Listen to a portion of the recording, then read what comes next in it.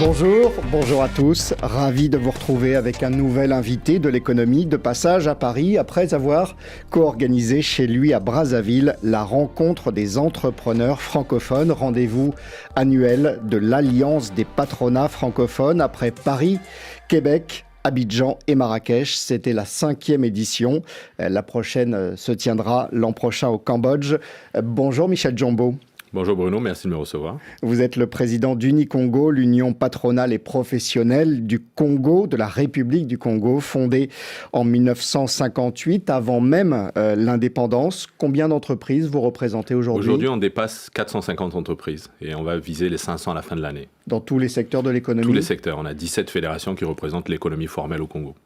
Michel Djombo, vous-même chef d'entreprise dans le secteur de l'agriculture, l'huile de palme en particulier. Beaucoup de sujets à aborder avec vous autour de l'économie de votre pays, du continent dans son ensemble et les enjeux mondiaux du moment. Ils sont assez nombreux. À mes côtés, Julien Clémenceau, chef du service économie de RFI. Bonjour Julien. Bonjour Bruno. On retrace d'abord, en quelques mots, le parcours cosmopolite de notre invité. Michel Djombo, vous avez 3 nationalités, la congolaise bien sûr, la française et la russe, celle de votre mère, que votre père a rencontré à Leningrad pendant ses études. Henri Djombo, engagé en politique, compagnon de route de Denis Sassou Nguesso, ministre pendant près de 30 ans, d'abord au début des années 80, puis de 1997 à 2021, ministre des Eaux et Forêts, ministre de l'économie rurale, ministre de l'Agriculture. Il est aussi l'auteur d'une dizaine d'ouvrages, de romans et de pièces de théâtre. Vous grandissez au Congo, au sein des élites brazzavilloises. Dans les années 80, vous passez 2 ans à Sofia, quand votre père est nommé ambassadeur en Bulgarie. Michel Djombo, quel souvenir de ce bloc communiste avant la chute du mur de Berlin ? Écoutez, je connaissais... Vous étiez un peu plus jeune. Je connaissais déjà par mon lien avec la Russie et l'Ukraine, mais c'est les premières années où je m'éveille un peu à l'environnement. On précise que votre mère a à la fois les nationalités russes et ukrainiennes. Elle est née en Ukraine de parents russes. Voilà, et donc la famille est plutôt liée à l'Ukraine, donc mon enfance en Ukraine. Mais les premières années en Bulgarie, c'est les années où se forme ma conscience de l'environnement. Et je me rappelle à la fin donc, de l'époque communiste de ces files d'attente dans les magasins où pour acheter quelques biens de consommation, on va dire presque de qualité, il fallait aller dans un magasin spécifique, le magasin diplomatique, sinon partout ailleurs, c'était des files interminables. Je me rappelle encore de ces images. Ça a bien changé, la Bulgarie s'est bien développée, bien sûr, elle aussi depuis. Pour vos études supérieures, vous choisissez d'abord l'Angleterre, puis vous rejoignez la France pour la fin de votre cursus et vous obtenez le titre d'ingénieur en télécommunications. Vous commencez alors votre carrière dans la banque, où vous gérez l'informatique de cette banque, puis vous rejoignez une entreprise américaine qui fait de la vente de logiciels et de services pour de la gestion informatique. Et finalement, en 2013, vous décidez de rentrer au Congo, au pays. Et de développer donc l'économie de votre pays. Michel Djombo, vous avez une enfance globalement plutôt privilégié si l'on compare avec vos compatriotes. Quel regard vous avez porté à votre retour sur les infrastructures dans votre pays, sur cette population qui est soumise à de fortes contraintes économiques ? Vous faites bien de souligner que j'ai été assez privilégié de par la position de mon père de haut fonctionnaire. Et je pense que c'est ça qui m'a donné le sens du devoir, l'envie de rendre au Congo. On peut s'interroger lorsqu'on a un début de carrière de cadre dans l'informatique bancaire. Pourquoi rentrer au Congo ? Et en rentrant au Congo, pourquoi aller dans l'un des secteurs les moins développés qu'est l'agriculture ? Mais c'est parce que tout simplement, la position privilégiée que j'ai eue, la possibilité de faire des études de qualité dans les pays européens, m'a toujours donné cette conscience du retour qu'il me fallait faire au pays. Et donc j'avais l'impression de n'avoir aucune plus-value en évoluant que dans une carrière informatique dans le secteur bancaire ou ailleurs en France.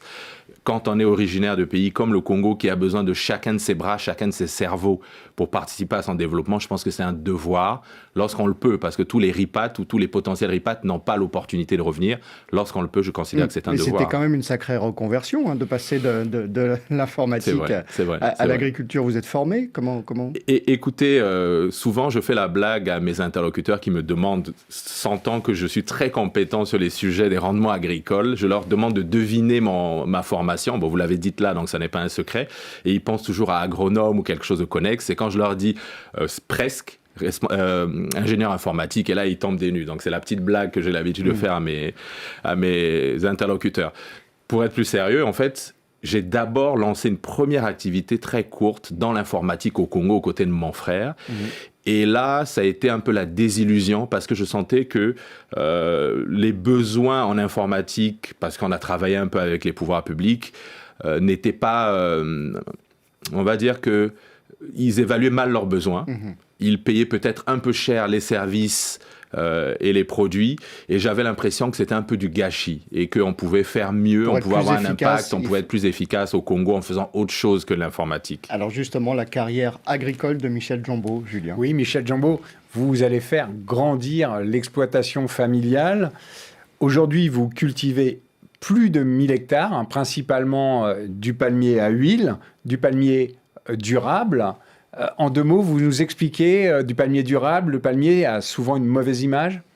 C'est du palmier zéro déforestation. Voilà. Il faut savoir que le palmier, à l'origine, vient du golfe de Guinée, est plutôt une plante endémique de savane, de savane arborée. Et c'est son déploiement en Asie qui en a fait une plante cultivée de façon intensive avec l'impact qu'on connaît sur la nature. Et donc, nous, on promeut ce développement qui est de développer la culture en savane, tout en respectant aussi l'écosystème des savanes. Donc c'est palmier zéro déforestation. Et vous êtes très fier de vos rendements, puisque vous accusez des rendements de 20% moins élevés que s'ils étaient plantés dans des zones plus humides, c'est ça? Ce dont je suis surtout fier, c'est de pouvoir me vendre presque comme visionnaire, même si ce n'est pas tout à fait vrai, parce qu'aujourd'hui, il est à la mode de mettre en avant les circuits de distribution courts, et en ayant une plantation à 56 km de Brazzaville, on est dans un accès direct aux clients sans impact d'une chaîne de logistique trop lourde, trop chère et polluante. Vous avez aussi créé une entreprise de fabrication d'engrais à partir des ingrédients de base que vous fournit votre partenaire sud-africain. Vous êtes capable de composer des engrais qui répondent à différents besoins, à différentes cultures, différents sols. Et ça n'existait pas au Congo avant vous. Tout à fait. Le marché des engrais au Congo est assez limité, de petite taille. Donc, les acteurs préexistants étaient plutôt des importateurs de formules assez générales et vendaient exactement les mêmes produits aux planteurs de manioc, d'arbres fruitiers, de maïs, etc.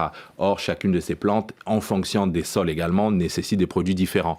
Donc, nous sommes, on va dire, un menuisier qui fait à la demande le produit qui correspond au marché. Et puis, en 2020, dans une année un peu spéciale pour le monde, vous avez décidé de passer à la vitesse supérieure à titre personnel en vous impliquant au sein d'Unicongo, le patronat congolais. Vous avez créé la Fédération de l'agriculture et de la pisciculture. 2 années plus tard, vous devenez le patron des patrons congolais, Julien. Oui, et depuis, cette activité a pris le dessus, puisque c'est 60% de votre temps, pour redonner de la visibilité à cette organisation, on l'a dit, ancienne, mais qui a été longtemps considéré comme un groupement défendant d'abord les intérêts des entreprises étrangères.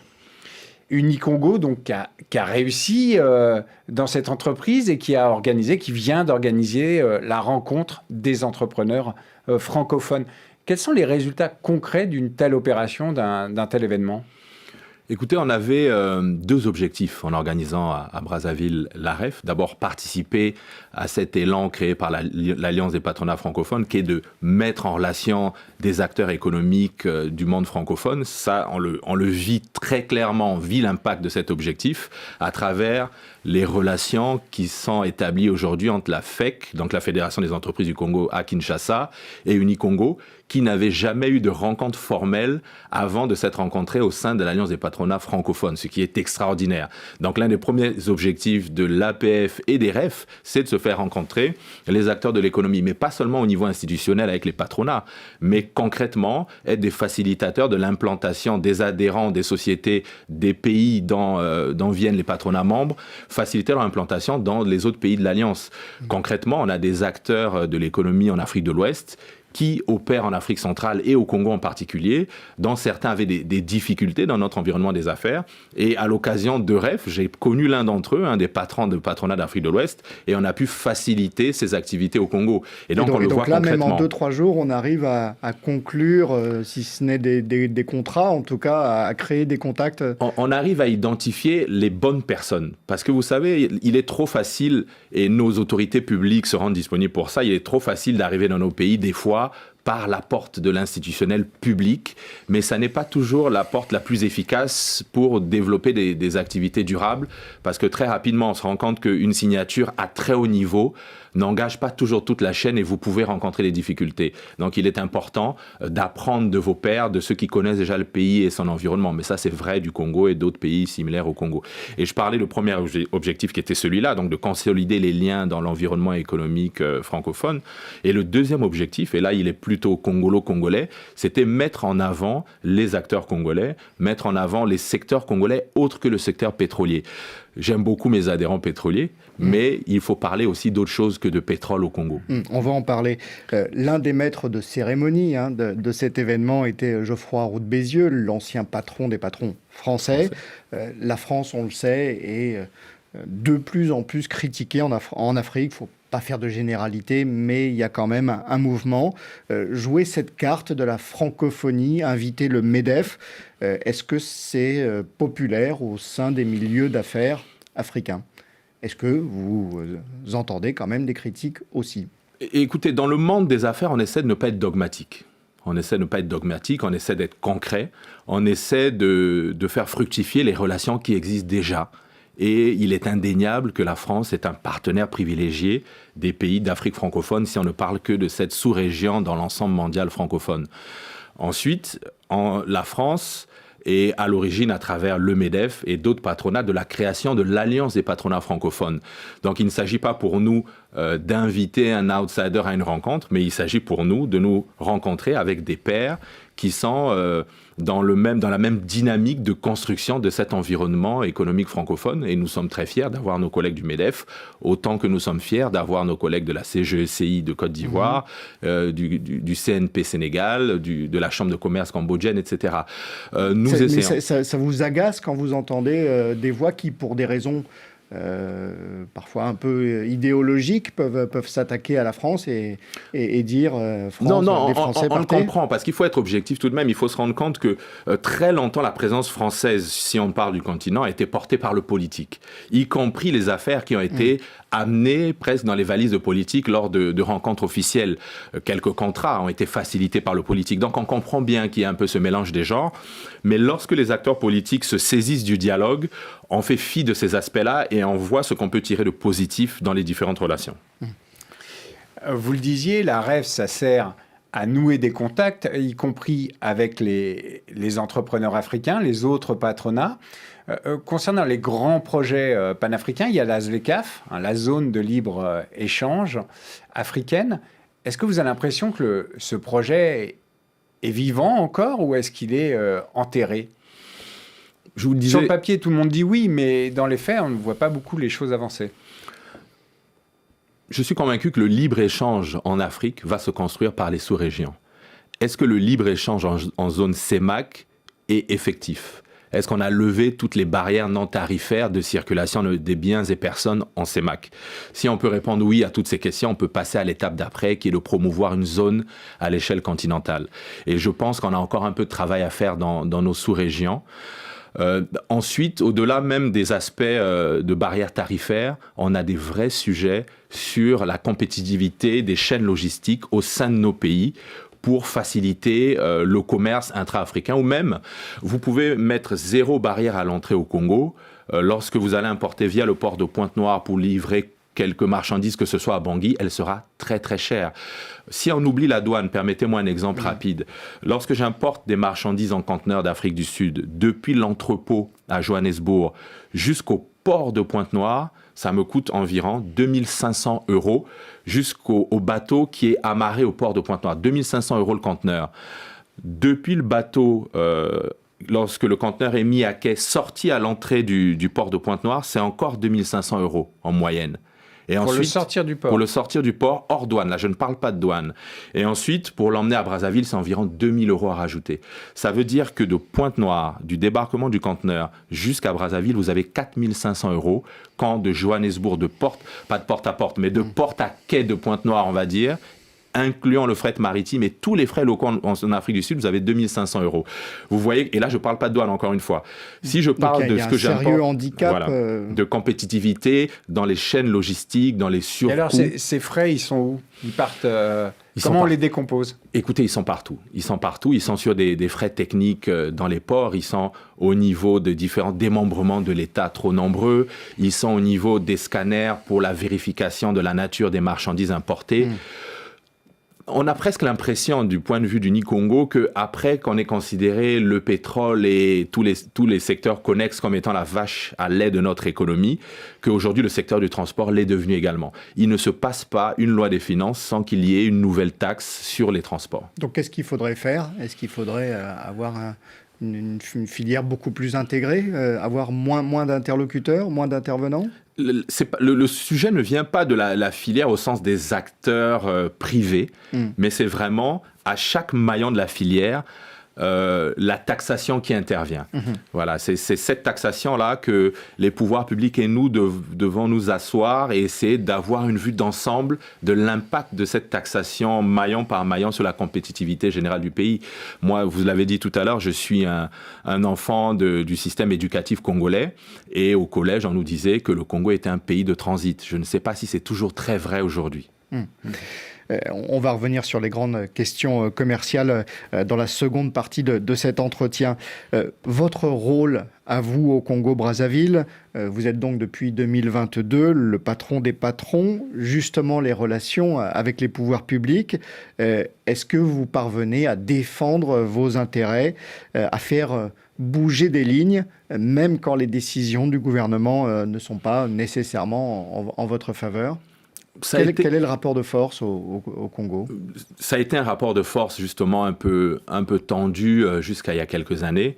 Il s'est tendu avec les difficultés de trésorerie publique, avec la baisse du prix du baril. Les pouvoirs publics ont connu de grandes difficultés de trésorerie. Et naturellement, le relais de cette trésorerie, c'était peut-être quelque part, c'est un raccourci de notre point de vue, c'était ponctionner un peu plus le secteur privé. Et ça a occasionné avec mes deux prédécesseurs des frustrations vis-à-vis des pouvoirs publics et une distanciation dans le dialogue où finalement, il n'y avait quasiment plus de dialogue. On s'invectivait presque par écrit et il n'y avait rien de constructif. Et l'un des objectifs de ma présidence, au moment où je me suis porté candidat, était d'aller voir les acteurs clés, décideurs publics qui ont un impact sur l'économie et de leur dire qu'il nous fallait changer d'approche. Je vais prendre un exemple. Mes prédécesseurs se plaignaient de ne pas recevoir de projet de loi, de les découvrir presque au même moment que la communauté en général dans la presse. Et ça, c'était un problème. Et le message a été passé. Les autorités n'étaient peut-être pas même conscientes, ça n'était pas une volonté consciente. Et aujourd'hui, je dirais que nous recevons quasiment tous les projets de loi. Il nous reste à être entendus. Nous sommes écoutés, mais pas encore tout à fait entendus sur tous les sujets. Est-ce que dans ce rapprochement, être le fils d'Henri Djombo, ça aide? Le fils d'un ministre important des dernières années, enfin des dernières dizaines d'années? Je dirais plutôt qu'être un fils du pays, ça aide, parce qu'on nous a longtemps taxé de ne pas défendre l'intérêt commun. Et... Mais c'est vrai que ce personnel politique, vous le connaissez aussi. Vous pouvez l'interpeller peut-être de manière plus évidente, plus facile pour vous. Oui, écoutez, mais je pense qu'un président de patronat dans un pays comme le Congo, de toute façon, n'a pas de difficulté à rencontrer les décideurs.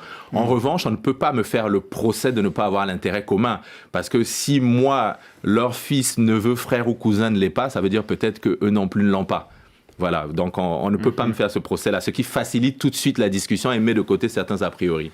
Quand on parle du Congo, on parle souvent justement de la qualité de l'environnement des affaires. Est-ce que de votre point de vue, il y a une amélioration ? Les difficultés liées à l'environnement des affaires dans notre pays sont... Vous venez de l'évoquer, c'est la surtaxation, la compensation des manques liés au pétrole par d'autres impôts et taxes, réglementations qui pèsent sur l'activité, sur la compétitivité et finalement sur le développement du pays. Il y a un paradoxe au Congo, c'est que l'État congolais n'est pas avare en exonération fiscale et douanière, ce qui lui est d'ailleurs reproché par le FMI et la Banque mondiale dans certaines des analyses qu'ils font. Et donc, les pouvoirs publics, on a l'impression, et je leur fais remarquer dans plusieurs discussions que j'ai eues avec eux, l'expression que j'utilise d'ailleurs, on a l'impression que l'État donne avec une main ce que les contrôleurs sur le terrain reprennent avec l'autre. Et donc, on a des exonérations à travers la Charte nationale des investissements qui donne des conventions d'établissement dont les pouvoirs publics considèrent aussi, et ils n'ont pas toujours tort dans certains cas, que le secteur privé peut en abuser. Et à l'inverse, du coup, vous avez des contrôleurs qui considèrent que parce que vous avez un certain nombre d'exonérations, vous devez quelque part passer à la caisse et accepter de contribuer un peu à l'effort national en période de vache maigre.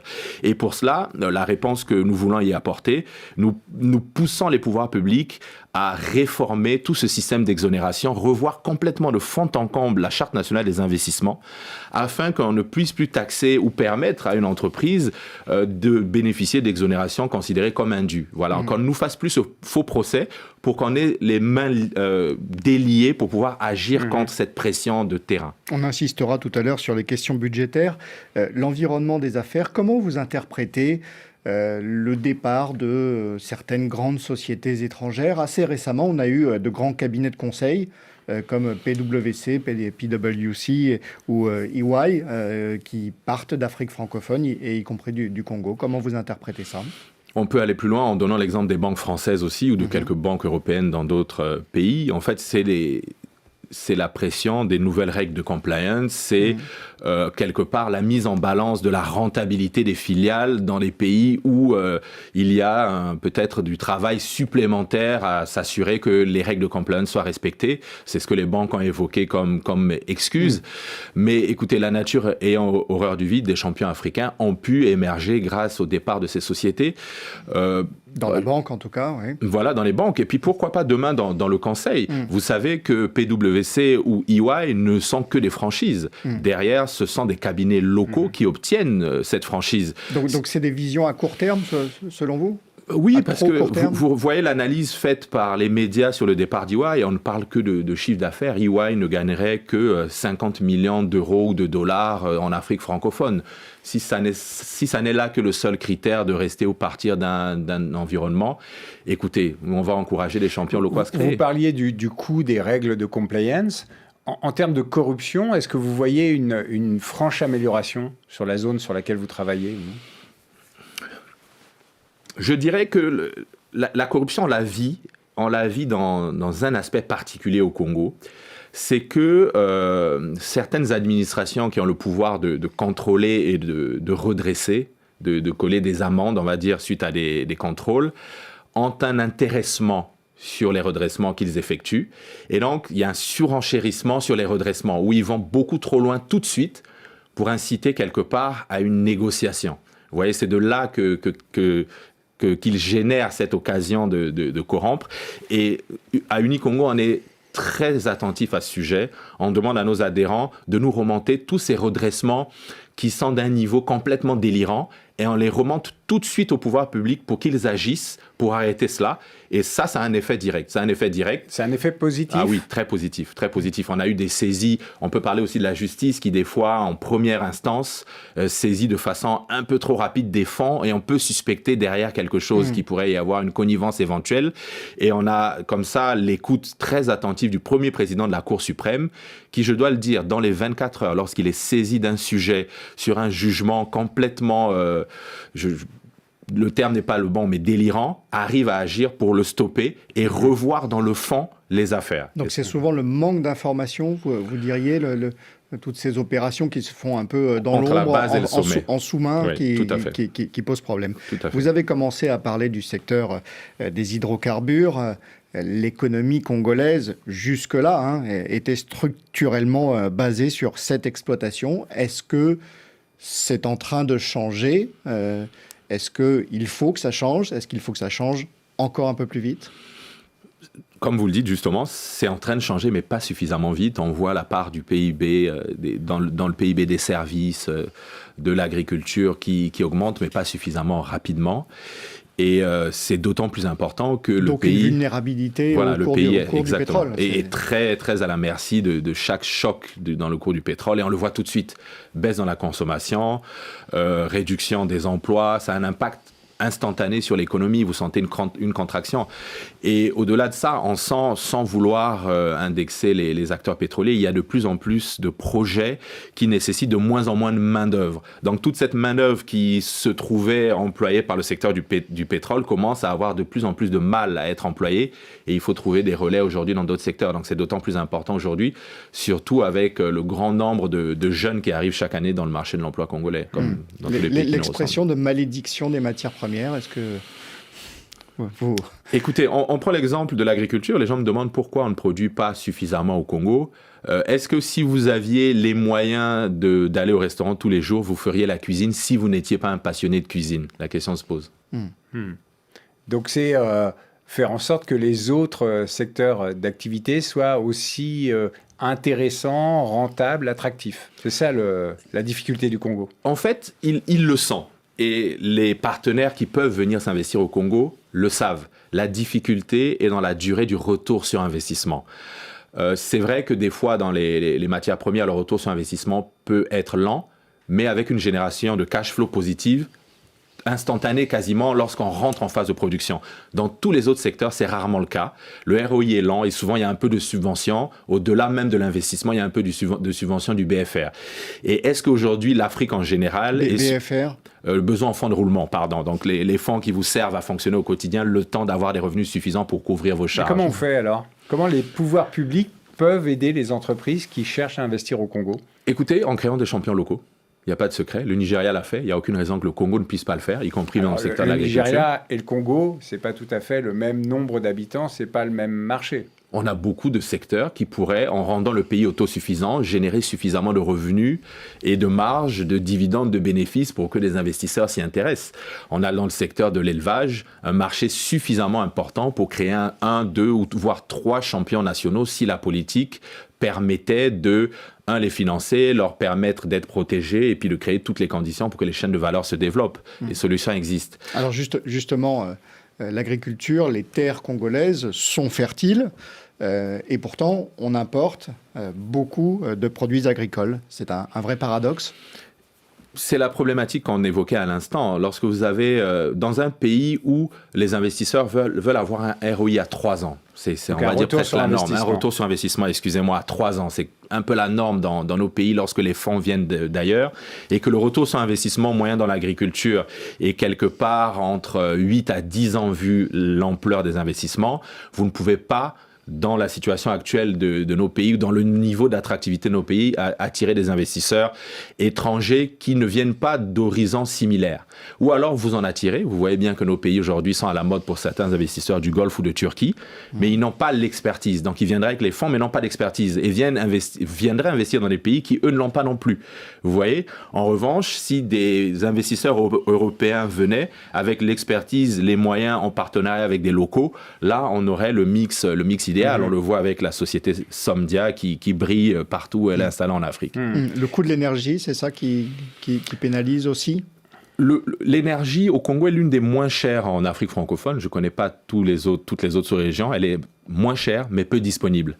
Donc, le coût de l'énergie... En fait, je me suis mal exprimé. Ce n'est pas le coût de l'énergie, c'est le coût de l'énergie en réseau.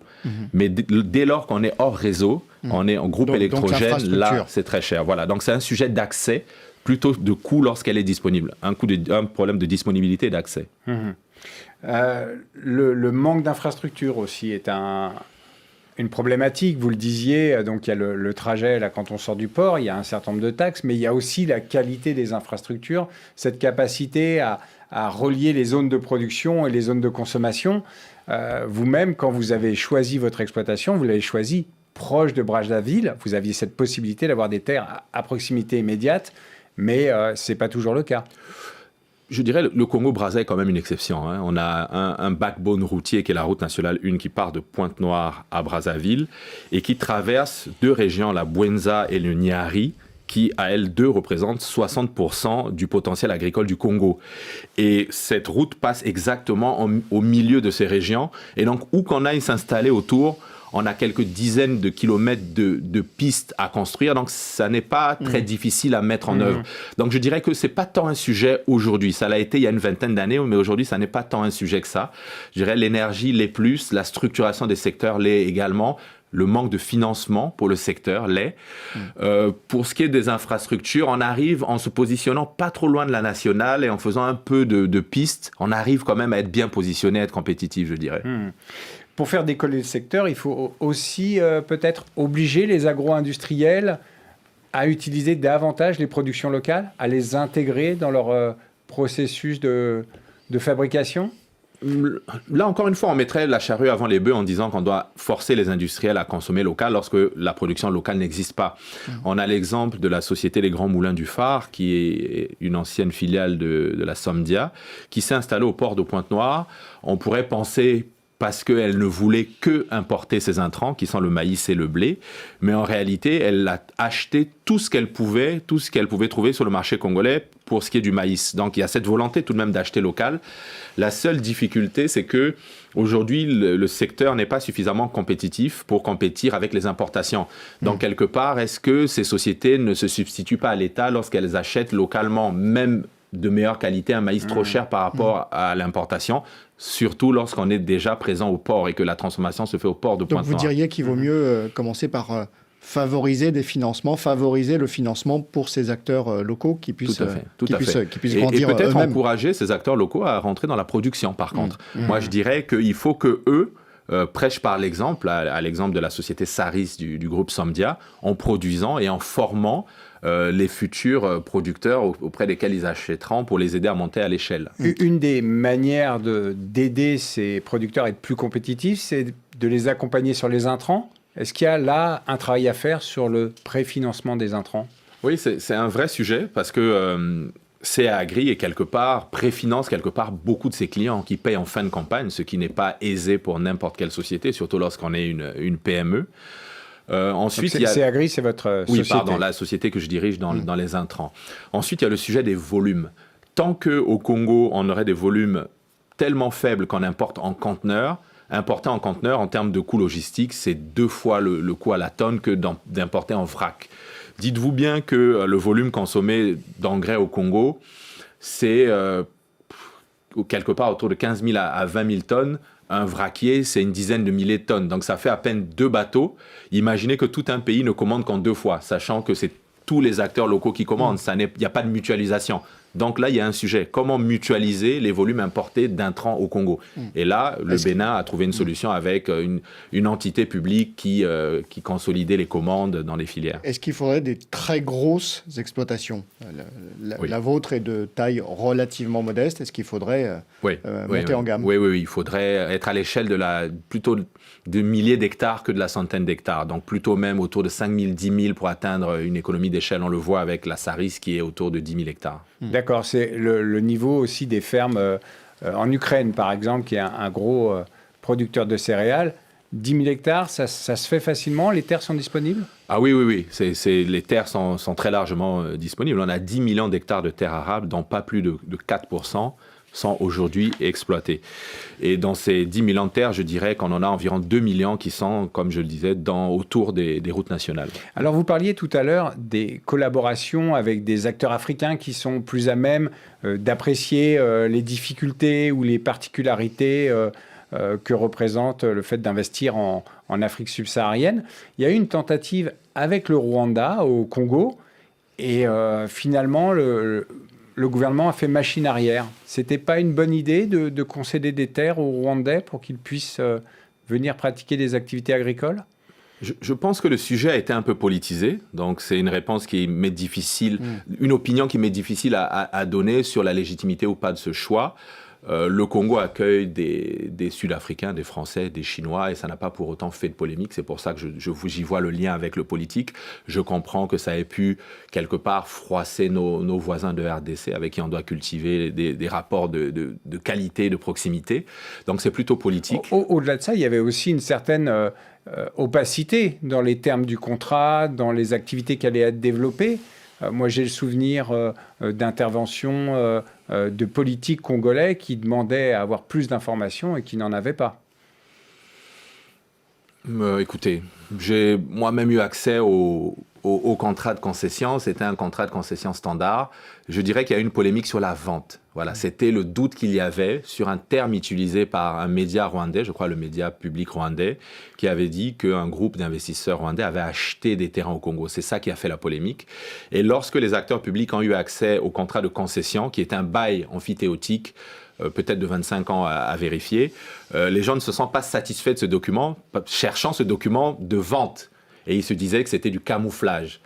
Donc je n'ai pas d'opinion là-dessus. Il faut savoir que la loi foncière au Congo interdit la propriété foncière aux étrangers et aux sociétés étrangères. Il faut soit être une société de droit congolais, soit être un citoyen congolais, au-delà du périmètre urbain d'un terrain où on construit sa résidence principale.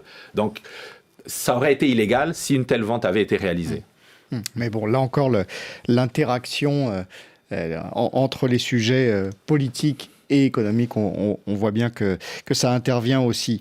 L'agriculteur Michel Djombo, également patron des patrons du Congo, de la République du Congo, est notre invité sur Radio France Internationale. On va parler à présent des grands enjeux macroéconomiques sur le continent africain. À la fin du mois de juin, la conférence de l'ONU sur le financement du développement, qui s'est déroulée à Séville, en Espagne, a accouché d'un compromis entre 50 chefs d'État et de gouvernement, des dirigeants d'institutions financières et des entreprises. Le but, mieux gérer la dette, mieux gérer les risques aussi.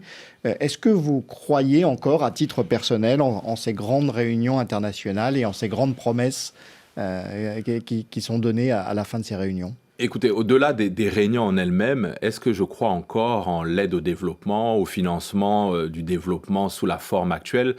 On voit beaucoup de projets, y compris de grands bailleurs de fonds, de la Banque mondiale et autres, qui ne sont pas très efficaces.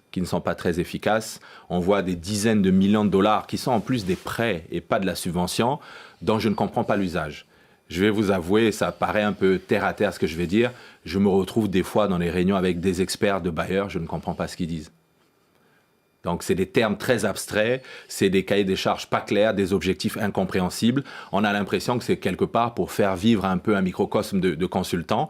Et lorsqu'on fait le bilan de l'impact de certains des projets, on peut prendre l'exemple de l'agriculture. Il y a eu 20 à 30 millions de dollars ces 10 dernières années mises par des bailleurs de fonds dans la Banque mondiale, dans un projet en particulier, le projet d'appui à l'agriculture commerciale, avec, de mon point de vue, zéro impact. En tout cas, on peut polémiquer sur l'impact ou pas, mais on a zéro impact sur le prix des produits et leur disponibilité. Donc, par manque de connaissance de la réalité du terrain, selon vous? Oui, parce que l'approche est mauvaise, parce qu'on consomme trop de ces fonds pour le fonctionnement, pour l'achat de véhicules, pour les salaires de consultants. Finalement, on ne distribue peut-être que 30 à 40% des fonds engagés, avec des stratégies inadaptées de saupoudrage. J'ai ces discussions avec les pouvoirs publics assez fréquemment. On comprend bien cette volonté de développer des secteurs tels que l'agriculture par le bas, parce que ça parle, on peut communiquer sur un nombre de milliers d'agriculteurs qu'on a aidés, mais je ne crois pas qu'on puisse réellement structurer des filières en développant ou en accompagnant seulement les petits producteurs. Il y a une approche holistique à avoir que nos États aujourd'hui n'ont pas et que bizarrement les bailleurs les aident ou plutôt les accompagnent dans cette absence de stratégie holistique. Microéconomie et macroéconomie, Julien. Macroéconomie, la République du Congo est un des États africains les plus endettés. Selon le gouvernement, cette dette atteint environ 95% du produit intérieur brut. Le secteur privé paye aussi le prix de cet endettement? Quelque part, tous les citoyens congolais, tous les acteurs privés congolais le paient parce que le remboursement de la dette impacte de façon assez importante la capacité de l'État à faire face à ses engagements. On le voit dans la détérioration de nos villes, on le voit dans la capacité limitée aujourd'hui des pouvoirs publics congolais à investir et à répondre à leurs engagements vis-à-vis du secteur privé. On a par exemple la dette intérieure qui est très peu remboursée. Et ça a un impact direct sur une filière en particulier, le BTP. La dette intérieure, c'est notamment donc, tout ce que l'État a consommé et qu'il ne paye pas. Voilà. Par exemple, des travaux qui ont été facturés par des sociétés privées locales qui ont du mal à se faire payer. On sent une volonté de la rembourser, sauf qu'aujourd'hui, les bailleurs de fonds ou les organismes comme le FMI jugent le sérieux de nos États par rapport à leur capacité à faire face à leurs dettes en devise, alors dette vis-à-vis de bailleurs internationaux, et on oublie un peu la dette intérieure. Donc la facilité pour un État, c'est de s'assurer de faire face complètement à tous ces engagements étrangers, et l'intérieur pourra attendre un peu, sauf que ça crée de la casse. Une des difficultés pour les États, c'est souvent de bien évaluer la qualité de cette dette intérieure, c'est-à-dire d'éviter les surfacturations, et ça arrive souvent, et quand on interroge les responsables politiques, ils disent « Non mais moi je veux bien payer, mais je veux payer pour ce qui a été réellement fait, pas payer pour des factures qu'on me présente qui sont surévaluées. » Lorsqu'on commande, on valide le montant des commandes, et lorsqu'on doit les payer, on les met en doute. Mais bon, je ne dis pas que nos pouvoirs publics le font, mais en tout cas, au Congo, il y a eu 3 audits de la dette intérieure, y compris un de mémoire par 2 cabinets, je pense EY et peut-être Kakogès, un cabinet local. Donc on a validé une certaine enveloppe. Et si cette enveloppe était remboursée, j'accepterais cette remarque, mais tant que ce qui est validé n'est pas payé, peut-être que ça n'est qu'une excuse. Alors, pour chercher des solutions, si on peut pas trop compter sur les cours du pétrole, enfin en tout cas ne pas être trop soumis au cours du pétrole, faut-il compter davantage sur l'imposition, la fiscalité publique? Écoutez ce que disait à ce propos le président congolais Denis Sassou Nguesso lors de cette REF francophone à Brazzaville. Sur la question de l'impôt, initié de mentionner l'application d'une fiscalité de plus en plus incitative, assortie de conventions attractives. À l'évidence, trop d'impôts tue l'impôt. Mais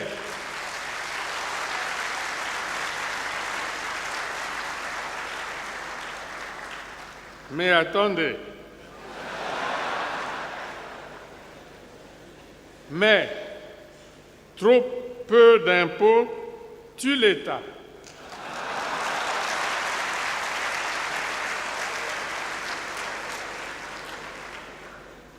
Et le non-État tue l'économie et le pays.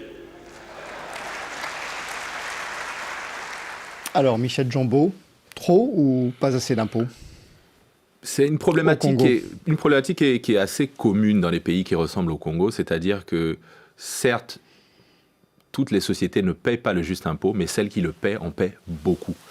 L'impôt sur les sociétés au Congo dépasse 1/3 du bénéfice avant impôt. Et c'est beaucoup quand on sait qu'on a des secteurs en plus qui sont imposés sur leur chiffre d'affaires. Au Congo, lorsqu'une société perd de l'argent, elle doit payer 1% d'impôt, 1% de son chiffre d'affaires en impôt. Quand on sait qu'une rentabilité assez standard dans certains pays développés, c'est en 10 et 15% du chiffre d'affaires, 1% du chiffre d'affaires, ça représente déjà 10% du bénéfice qu'on pourrait avoir. Donc c'est une taxation qui n'est pas négligeable, en plus lorsqu'on perd de l'argent.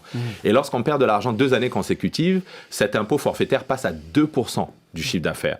C'est-à-dire, quelque part, on est presque suspecté de maquiller ses comptes et de perdre artificiellement de l'argent. Donc là, vous dites trop d'impôts pour certaines entreprises en tout cas. Voilà. Maintenant, il est vrai, il faut être juste là-dessus, et c'est ce que je vous disais tout à l'heure, que l'État congolais est très généreux en exonération et certaines sociétés en abusent. La Charte nationale des investissements octroie une convention d'établissement qui, à l'établissement, comme son nom l'indique, de sociétés ou de projets, vous donne le droit à des exonérations sur vos importations de matériaux, d'intrants, vous donne le droit à des exonérations de taxes assez variées, dans l'IS par exemple, l'impôt sur les sociétés, pardon. Et certaines sociétés, à l'expiration de cette convention d'établissement, développent de nouveaux projets et obtiennent encore une fois ce renouvellement d'exonération. Et là où le bas blesse, c'est que ce renouvellement, au lieu d'être circonscrit au périmètre nouveau, il est appliqué à l'ensemble du périmètre de la société. Donc, en clair, une société qui, il y a 5 ans, a investi 10 millions d'euros et pour cela a eu des exonérations, 5 ans plus tard, n'investit qu'1 million d'euros, mais reste toujours exonéré sur l'ensemble de son périmètre. Et ça, ce sont les textes qui le permettent. Donc, il ne s'agit pas là de fraude. Mais en revanche, on peut comprendre aussi que l'État ne soit pas très à l'aise avec les sociétés qui ne s'auto-censurent pas face à cela, mais on en a. On a des exemples concrets dans une société du groupe Castel qui, face à l'obtention de ces exonérations trop larges, s'est auto-censurée en disant que je ne veux pas bénéficier d'impôts sur les sociétés sur l'ensemble de mon périmètre.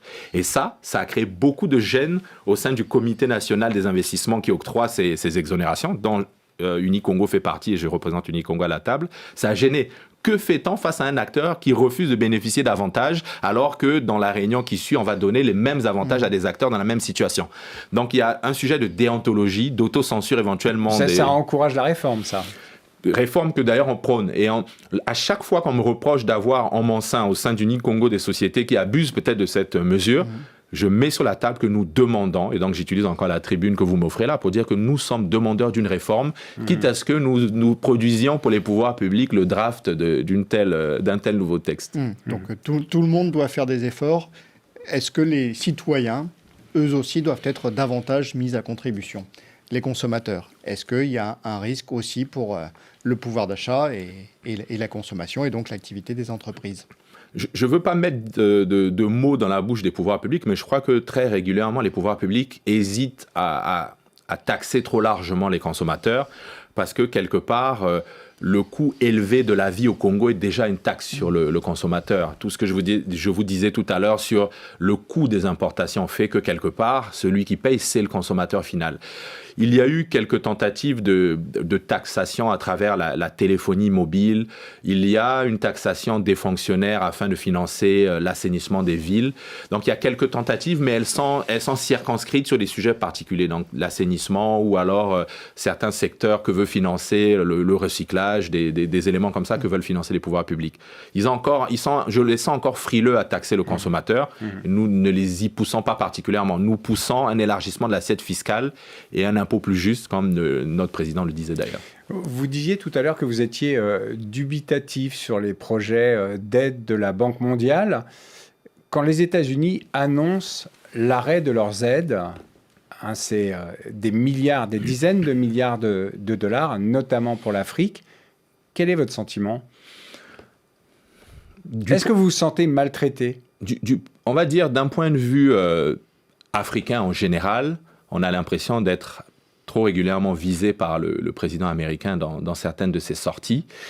Et du point de vue congolais en particulier, ça aura peu d'impact parce que la coopération, on peut le déplorer, mais c'est un fait, entre les États-Unis et le Congo est très faible. Les flux économiques sont très, très faibles. Les seuls projets dont je sais que les Américains financent au Congo, c'est les projets environnementaux, notamment de développement d'activités économiques pour les populations dans les zones protégées. Voilà, donc c'est peu d'impact. On parle peut-être de quelques millions d'euros. C'est pas négligeable à l'échelle d'un individu, mais à l'échelle de la collaboration des États, c'est négligeable. Et puis, en revanche, je suis un peu mal à l'aise avec... On a l'impression que l'administration américaine tord un peu le bras, mais vous le voyez avec d'autres partenaires, tord un peu le bras à certains pays, celles qu'elle considère les plus faibles, et l'Afrique est souvent aussi tributaire de cette politique. Donc tous les décrets annoncés par Donald Trump, avec parfois quelques zigzags, toutes ces mesures douanières un peu à géométrie variable, c'est quelque chose qui vous gêne, en tout cas vous met mal à l'aise par principe. Par principe. Et si je peux donner un exemple, les États-Unis... donc le président Trump a mis en garde la Banque centrale des États la Banque des États de l'Afrique centrale, qui est notre banque centrale communautaire, et le FMI, suite à une décision de la Banque centrale d'ordonner à une date butoir les sociétés extractives de rapatrier un certain nombre de leurs fonds au Congo. Et ces sociétés, certaines, peut-être pas celles qui sont basées au Congo, ont utilisé des voies de lobby pour mettre la pression aux États-Unis pour qu'ils réagissent et empêchent cette mesure de la Banque centrale. Mesure qui, en termes réglementaires, est cohérente et conforme aux décisions de la zone CEMAC, mais certaines sociétés se battent pour ne pas rapatrier ces fonds. Et le gouvernement américain, à travers le chef de l'exécutif, a menacé nos pays, a menacé la Banque centrale, a ordonné des audits des réserves de change, disant que c'était une façon artificielle de gonfler les réserves de change de la Banque centrale que d'ordonner le rapatriement de ces fonds, avec comme menace d'arrêter tout soutien au FMI, à la Banque mondiale, sur les dossiers de l'Afrique centrale. Donc moi, je considère un chantage. On voit bien qu'il y a une recomposition globale, qu'un certain nombre de pays cherchent de nouveaux partenaires parmi les grandes puissances. Est-ce que la Chine ou la Russie sont des partenaires potentiels et intéressants pour votre pays, par exemple? Je pense qu'on peut observer que nos pouvoirs publics sont dans une quête de multilatéralisme et de développement de relations avec tous les partenaires étrangers qui sont intéressés à développer des relations durables avec nos pays. Pour ce qui est de la Chine en particulier, les relations entre la Chine et le Congo, si je ne me trompe pas, datent de 1964. Donc elles sont déjà anciennes. Avec la Russie, elles datent d'à peu près ces années-là, peut-être même un peu plus tôt. Vous diriez que le passé communiste peut jouer dans cette histoire-là, aujourd'hui encore? Le passé communiste fait qu'on se comprend mieux. Je pense. Vous savez, il y a beaucoup de cadres au Congo qui parlent russe, il y en a d'autres qui parlent chinois, qui ont étudié en Chine pour certains ou en Russie. Donc ça facilite la communication, autant que la francophonie facilite la communication également avec la France, la Côte d'Ivoire ou le Sénégal. Est-ce que ces dettes très importantes chinoises, les Chinois détiennent une part conséquente de la dette congolaise, est-ce que ça a mis un froid dans les relations entre les deux pays et dans la manière dont, par exemple, le secteur privé aussi regarde les partenaires chinois ou les investisseurs chinois? Sur ce que de la relation entre les deux pays au niveau institutionnel, on ne sent pas... On lit des choses dans la presse, on lit des frictions qu'il y aurait, des discussions un peu ardues sur la dette, etc. Mais tous les signaux qu'on perçoit au Congo sont plutôt positifs. On voit le président qui est le co-gestionnaire des fonds du FOCAC. On voit la tenue prochaine du FOCAC, je pense même à Brazzaville. Donc on n'a pas l'impression localement... Le FOCAC, c'est le forum d'investissement sino-africain. Voilà, qui porte quand même des promesses d'investissement non négligeables. Je ne sais plus de quelle somme, mais on parle je pense en milliards de dollars. Voilà. Au Congo, vis-à-vis du secteur privé, peut-être qu'on peut déplorer qu'il y ait eu trop longtemps une trop grande facilité à donner des contrats à des sociétés chinoises. C'est pas lié aux sociétés chinoises de par le fait qu'elles soient chinoises, mais peut-être que les pouvoirs publics ont considéré que la capacité de déploiement des sociétés chinoises était telle que finalement, quelque part, elles s'imposaient face à la faible capacité supposée des sociétés congolaises. Ce que donc nous déplorons, ça n'est pas que par principe des marchés leur soient donnés, mais qu'il n'y ait pas suffisamment de local content ou des projets qui soient co-réalisés par des sociétés locales et des sociétés chinoises. Et nous en discutons avec les pouvoirs publics. Le ministre d'État en charge des grands travaux chez nous est très à l'écoute de suggestions que nous pourrions avoir dans ce sens. Donc on sent une écoute. Donc on n'est pas dans la position aujourd'hui de nous plaindre qu'il y ait eu trop de choses données aux Chinois, mais peut-être que l'approche a été mauvaise. Toute dernière question, on arrive à la fin de cet entretien. Michel Djombo, vous étiez récemment à Genève, en Suisse, au siège de l'Organisation internationale du travail, pour une réunion des représentants des employeurs du monde entier. Comment est-ce que vous voyez l'avenir du travail? On pense d'abord aux droits des travailleurs. On sait que c'est une vraie question dans beaucoup de pays, mais on pense aussi à toutes ces innovations technologiques, à l'intelligence artificielle en particulier, qui vont sans doute révolutionner beaucoup de métiers, y compris dans votre pays.